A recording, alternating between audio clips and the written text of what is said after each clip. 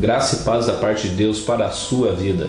Eu sou Franklin Braz, líder de homens da Igreja do Evangelho Eterno em Curitiba, e venho apresentar a você uma poderosa palavra ministrada em um dos nossos encontros. Eu acredito que a palavra de Deus ela é viva e eficaz, e que através da sua palavra podemos então seguir o que está em Romanos 12:2. E não vos conformeis com este mundo, mas transformai-vos pela renovação do vosso entendimento, para que experimenteis qual seja a boa, agradável e perfeita vontade de Deus. A minha oração é que a palavra de Deus vá e produza na sua vida o resultado para o qual está sendo enviada. Deus lhe abençoe. Faraó, assim diz o Senhor: Israel é meu filho, meu primogênito. E eu te tenho dito: deixa ir o meu filho, para que me sirva. Mas tu recusaste deixá-lo ir, eis que eu matarei o teu filho, o teu primogênito.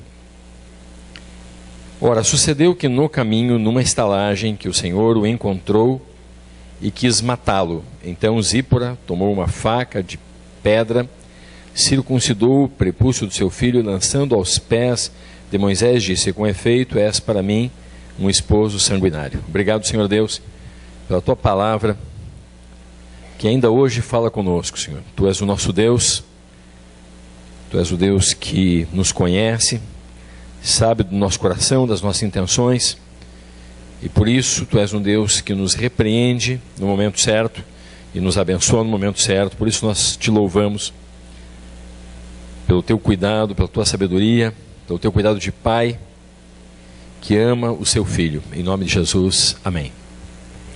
Podem sentar-se, meus amados. Deus manda um recado para Faraó e diz: o meu povo, eles são meus filhos. Aliás, Deus chama todos eles de filho, um único filho. Ele diz: Israel é meu filho, meu primogênito, meu primeiro filho. Aliás, a palavra primogênito significa primeiro filho gerado. Deus vai falar mais duas vezes a respeito de primogênito. Ele vai dizer lá para frente, novamente vai repetir, que Israel é o primogênito, e vai repetindo essa mesma frase, e vai dizer que Jesus é o primogênito, né? Diz que Jesus é o primogênito de Deus. Mas nós vamos ver aqui que é interessante como Deus enxerga as coisas, a maneira como Deus enxerga as coisas. Deus enxergava o povo dele da mesma maneira que enxergava Jesus. Mesmo antes de Jesus vir ao mundo, Deus já enxergava o povo dele como primogênito. Deus tinha essa visão do povo dele. Aliás, é interessante frisar que, num certo momento, Jesus manda os discípulos e diz: olhe, se fizerem alguma coisa a um desses meus pequeninos, a mim fizeram. E quando Jesus envia eles, fala: se alguma coisa contra vocês, fazem uma coisa contra mim. Se fazem contra mim, fazem contra meu Pai. Então, essa delegação de autoridade mostra bem o desenho do reino de Deus, como Deus leva em conta os que são seus. É interessante que Moisés era uma das pessoas, a Bíblia diz que ele era o homem mais pacífico que existia, o mais paciente de todos. E num certo momento, então, essa história nos conta um fato interessante. Deus está dando instrução para ele do que ele vai dizer para Faraó, e vai dizer: Faraó, se você não deixar o meu filho ir, se você não libertar o meu povo, eu vou ferir você. Eu vou ferir o teu filho, porque você está ferindo o meu filho, que é Israel, e eu vou ferir o teu filho. E vocês sabem a história. Deus vai e fere o Egito na última praga. Deus vai, então, fere todo o Egito, e todo o primogênito acabou morrendo. Então Faraó, naquele momento, resolve libertar o povo de Deus, e deixar o povo de Deus sair da escravidão do Egito. Mas acontece um fato bem interessante, uma das questões talvez mais discutida por teólogos, e mostrando que logo após isso acontecer, Deus tenta matar Faraó. Deus tenta matar Moisés. Em seguida, por que Deus tenta matar Moisés? E o contexto vai explicar um pouquinho. Ele vai e faz a circuncisão. O filho dele não era circuncidado.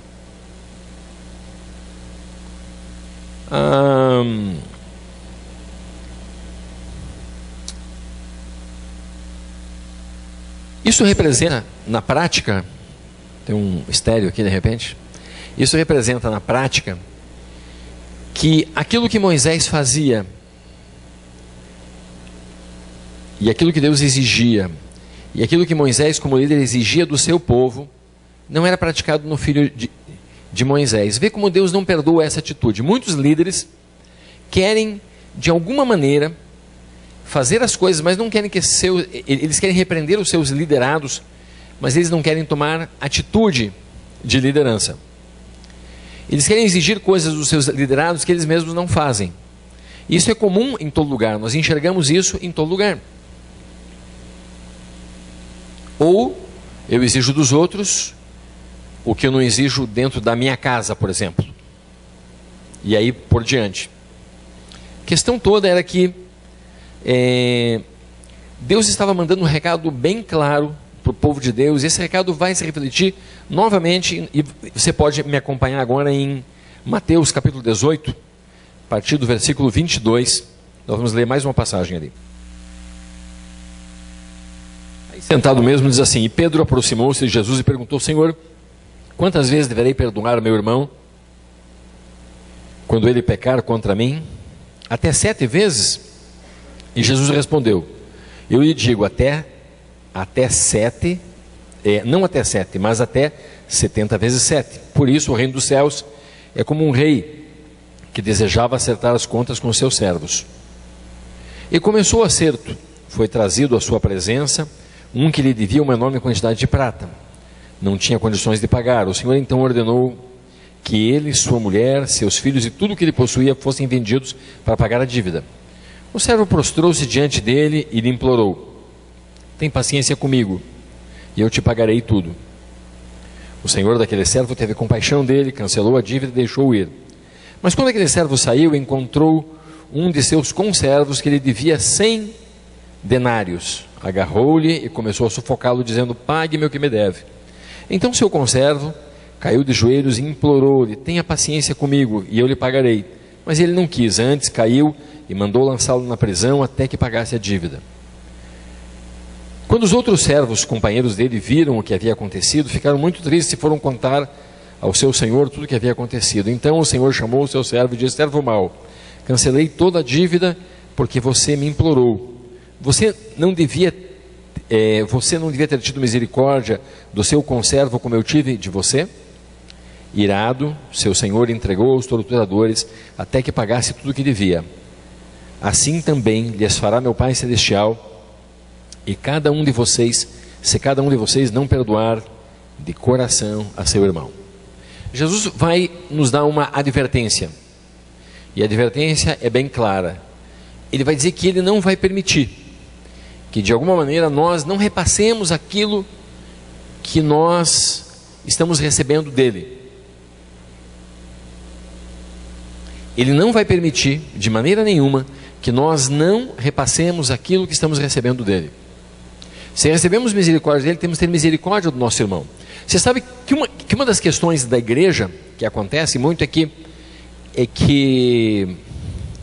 até tem uma frasinha que ilustra bem isso, né? Uma brincadeira que o pessoal fala, diz que: Senhor, misericórdia para mim, justiça para ele. Não é assim? Nós queremos que Deus tenha misericórdia de nós, mas nós não temos misericórdia do nosso irmão. E Deus não aceita esse tipo de atitude. Esse foi o motivo pelo qual Deus quis matar Moisés, porque Moisés não tinha circuncidado o seu filho. Moisés não podia deixar que o seu filho não recebesse aquilo que ele recebeu. A circuncisão era o símbolo da aliança, simbolizava que a aliança ia alcançar de geração em geração, e a aliança era feita quando a criança era bem pequenininha, até por uma questão de que era muito desconfortável, né? E provavelmente Moisés teve que fazer isso quando era adulto já, porque ele foi criado dentro da casa de Faraó. Mas independente disso, Moisés sabia bem o que Deus estava falando. Então o que Deus está dizendo para nós hoje, você que está em papel de autoridade, você tem que tomar cuidado com as coisas que estão acontecendo na tua vida. Acontece muito dentro dos lares hoje.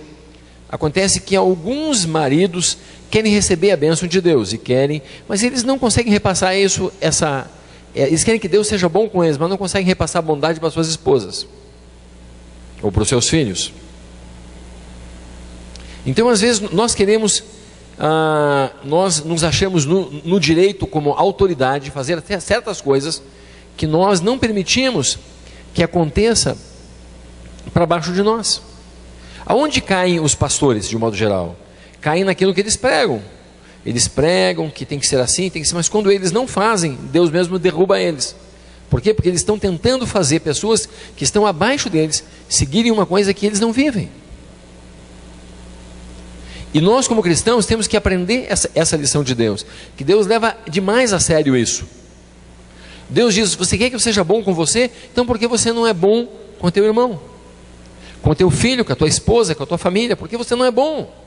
Se você quer um Deus bom. Você quer que eu abençoe você? Porque você não abençoa teus filhos, tua igreja, se você é pastor, teus funcionários, se você é empresário?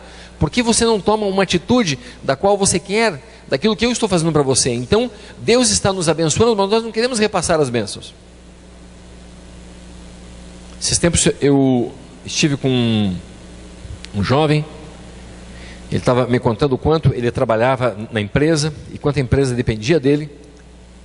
E o patrão dele, embora cristão, não dava um salário digno para ele. Acontece muito isso. Às vezes nós queremos que Deus nos abençoe, nos prospere somente para nós mesmos. A prova disso são as nossas orações. Nós dobramos nosso joelho e oramos: Senhor, me abençoa. Né? E quando esticamos, daí vai: abençoa a minha família. Quando esticamos um pouco, abençoa a igreja. E para por aí, Senhor.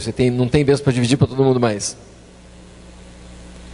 Então nós dificilmente gastamos tempo orando por outras pessoas que nós não conhecemos, por nossos irmãos que estão morrendo da China. Eu recebi uma comunicação esse mês agora de uma missão que nós ajudamos, chamada Missão Voz dos Mártires.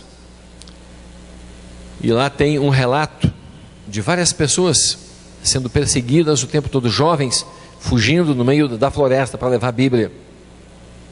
E quando são encontrados, são mortos. Uma moça com um sorriso muito bonito, mas o rosto totalmente deformado, queimado, porque confessou Jesus e queimaram todinho o rosto dela. Pastores que estão presos há 15, 20 anos porque disseram que Jesus é o Senhor. E isso no Laos, na China, no Camboja, na Coreia do Norte, em alguns países onde o Evangelho tem restrições fortes. Mas nós não gastamos tempo orando por esses irmãozinhos nossos que estão lá. Sabe por quê? Talvez porque dói mais o nosso gato que morreu hoje do que o irmão que está sendo torturado lá num lugar que nós não vemos. Mas sabe por que nós não sentimos esse amor? Porque nós não conseguimos repassar aquilo que Deus tem dado para nós. Se nós não aprendermos essa lição, a tendência nossa é morrer. Porque Deus não vai suportar esse tipo de coisa. Deus não suporta que nós não venhamos a transferir para o outro aquilo que Deus tem nos dado. Então, se você pensa, meu querido, que você vai ser na igreja abençoado somente para você, você está enganado, porque Deus não vai suportar isso. A bênção de Deus não vai te alcançar. Vai chegar uma hora, ela vai te alcançar, mas vai chegar uma hora que ela vai retroceder. E Ele vai saber que você não fez, que você, sendo abençoado, não abençoou. Então Ele vai tirar a bênção dele da tua vida. Então assim é para tudo, meus amados. Nós precisamos aprender essa lição. Nós precisamos aprender que nós precisamos perdoar. Por quê? Porque fomos perdoados. Nós precisamos amar. Por quê? Porque fomos amados. Nós precisamos dar. Por quê? Porque recebemos. Não é assim? Então, se nós aprendemos essa lição, meus amados, nós temos uma vida de relacionamento com Deus e uma vida de relacionamento com o próximo, que é na verdade o símbolo do relacionamento com o próximo. Jesus eu estava lendo um livro bem polêmico com relação a algumas coisas. Eu sempre leio todos os livros nessa área de igreja que eu consigo ler. Tem vários que eu estou para ler ainda, mas esse livro chama-se Cristianismo Pagão. E ele estava dizendo: o mandamento de Jesus é um só. Um novo mandamento vos dou, que ameis uns aos outros como eu vos amei. Ele diz, nem tem um mandamento dizendo ama a Deus.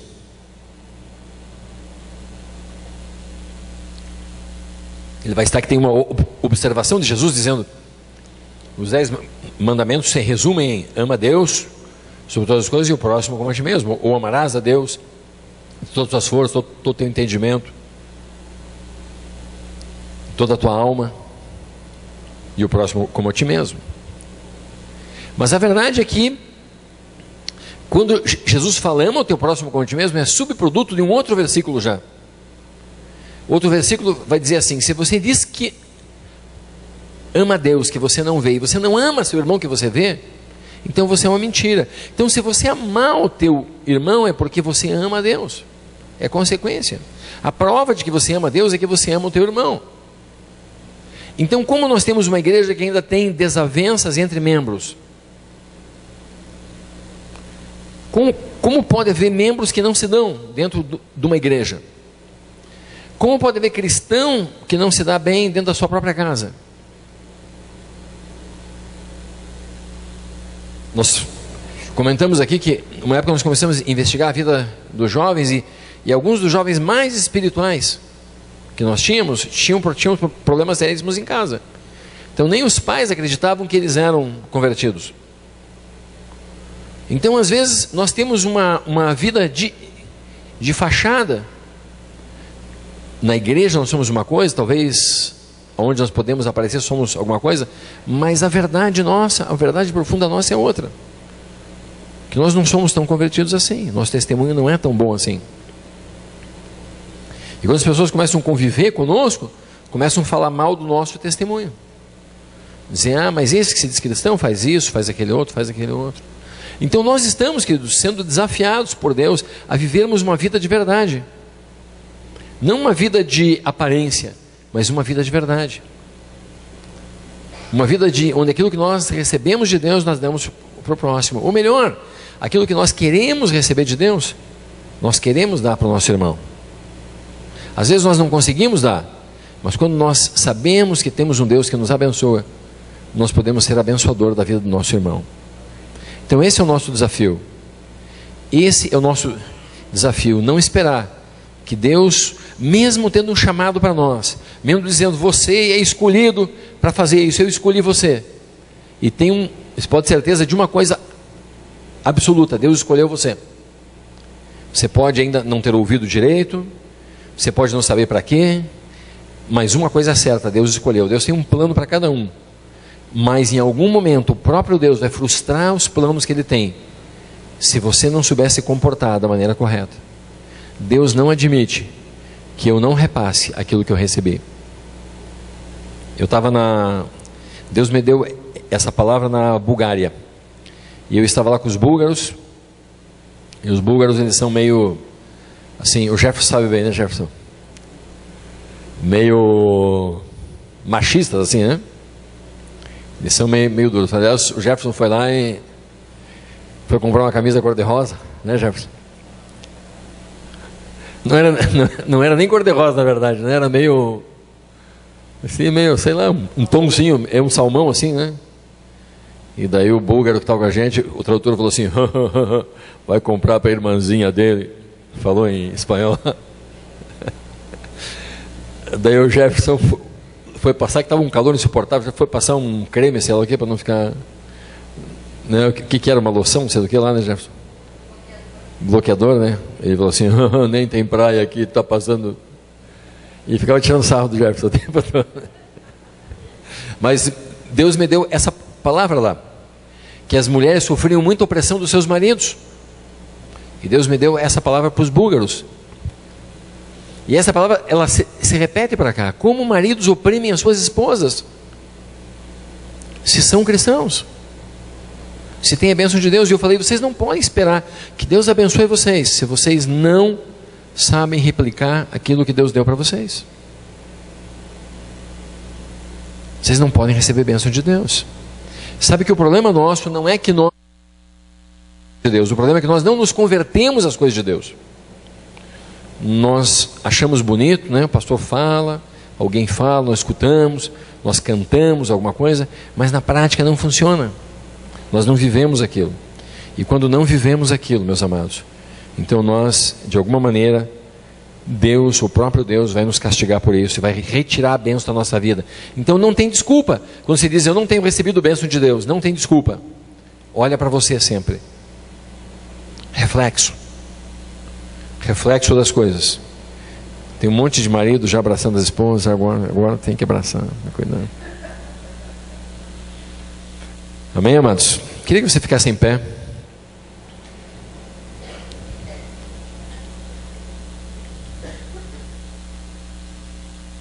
Nós vamos orar nesse sentido.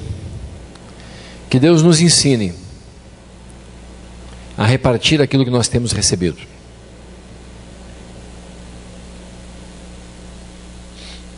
Eu estava num seminário da Jocum. Eu fui pregar a respeito de fé.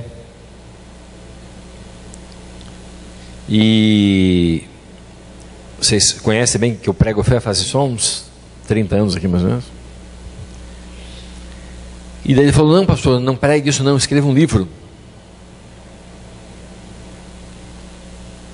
Não conte agora aqui, alguém vai copiar a tua ideia.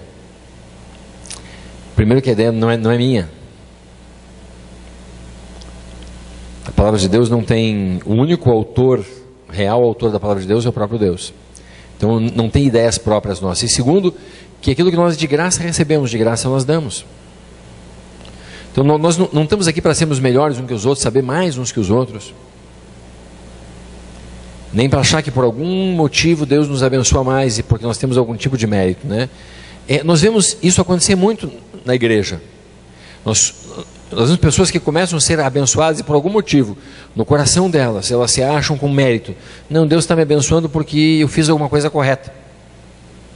Deus está me abençoando porque eu sou essa pessoa tão especial. Porque eu sou esse espiritual. Seja lá o que for. E nós começamos a cometer um erro de achar que nós somos melhores que nosso irmão, de alguma maneira. Conta que Elias estava resmungando, dizendo, Deus, só tem eu aqui, Deus. Eu que estou aqui te buscando, eu que estou aqui. Deus falou assim, fique quieto, porque igual a você eu tenho mais 7.000 que não dobraram os joelhos diante de Baal.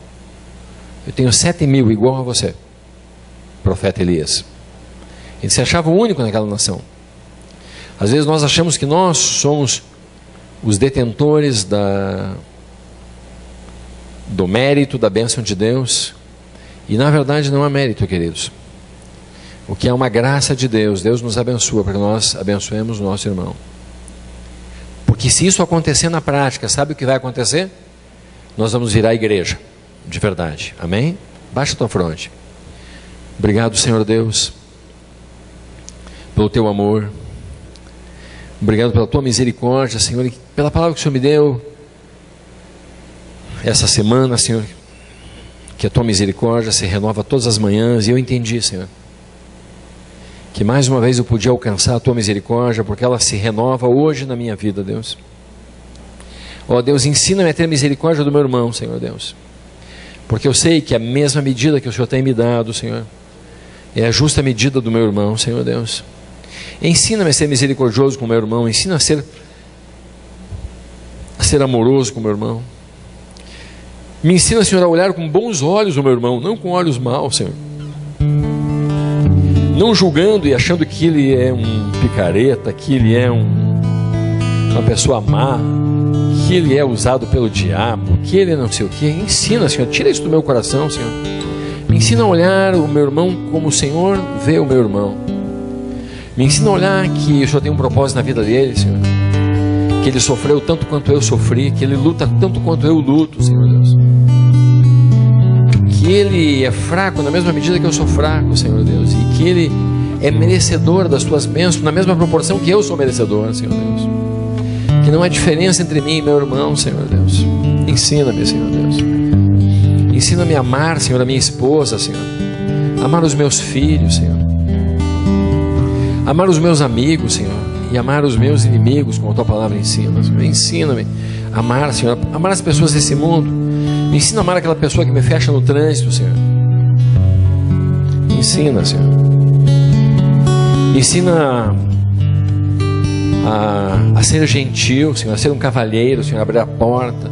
A deixar outra pessoa passar, Senhor. A parar o carro para que outro passe que está com pressa, Deus. Seja o que for, Senhor. Me ensina. Me ensina a ser um cristão de verdade, Senhor. Não só um cristão de fachada. Não só um cristão que leva uma placa, um adesivo no carro, Senhor. Mas me ensina a ser um cristão de verdade, Senhor. Me ensina, Senhor, a olhar o meu irmão, Senhor, como tu estás vendo ele, Senhor. Me ensina, Senhor, que aquele pequenininho, mal cheiroso que está ali às vezes, Senhor, que o Senhor tem um plano para ele tanto quanto tem para mim, Senhor. Que o teu amor por ele é tanto quanto é por mim, Senhor. Oh, Senhor Deus, ensina-me, Senhor, ensina-me a ser cristão de verdade, Senhor. Ensina-me, Senhor, a olhar com os teus olhos, Senhor, como diz a música, a perdoar com teu perdão, Senhor. Ensina-me, Senhor Deus. Oh, a glória será tua, Senhor Deus. Oh, em nome de Jesus, Senhor.